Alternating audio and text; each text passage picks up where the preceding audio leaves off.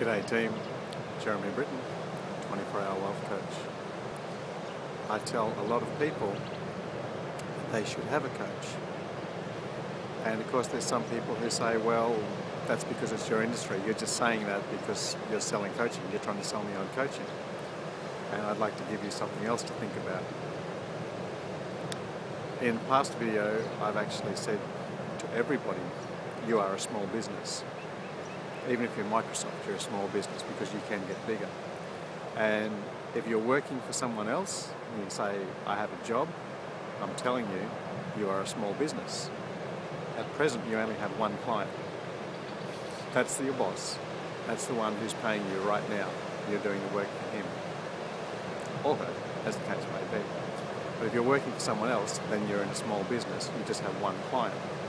You can actually do other things with other clients on the side, but of course you have to look after your biggest client, make sure your boss is still happy, so you don't start up another business that's in competition that's going to upset your main client.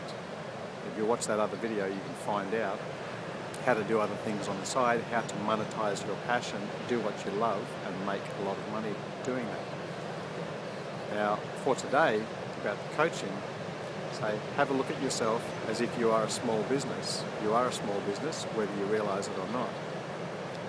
And you have a look at people who are in bigger business and say, okay, how did these people have a better and bigger business than what they originally had? Well, have a look at your coach, your life coach, your wealth coach is an external consultant. It's an external person to your business. And if you look at Google or Microsoft or a bigger business, they have a lot of external consultants. They have a lot of external coaches for their business. And the question is, did they hire the coaches and the external consultants because they're a big business? Or did they become a big business because they hired the external coaches and consultants? To put it in the physical world rather than the corporate world, did Tiger Woods hire a coach because he was the world champion? Or did he become a world champion because he hired a coach? Does the Olympic athlete hire a coach because they're an Olympic athlete and they want more gold medals? Or did they become an Olympic athlete because they had a coach who was motivating them, transforming them, pushing them, working with them? You have a look at a few of these people, depending who you follow in the sports, you'll notice that they've actually had few different coaches. And when they get to the ultimate level, then they sack that coach and they get a new one.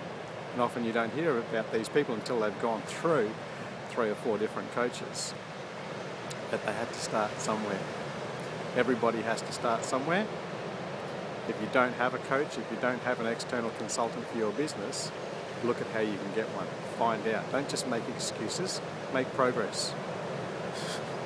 There are some coaches out there who will work for you on a smaller basis, on a part-time basis, on a profit-sharing basis, on whatever basis. Don't make excuses. See how you can find someone who will coach you, motivate you, keep you accountable, transform you, and then you can become a much bigger business and a bigger person. You will need help. No one climbs Mount Everest alone. You need the Sherpas, you need the tent carriers, you need someone to carry the oxygen. No man is an island.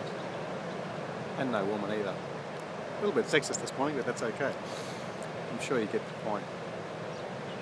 If you're thinking about this later on today, I'll know, because my phone will be ringing. I'll talk to you soon.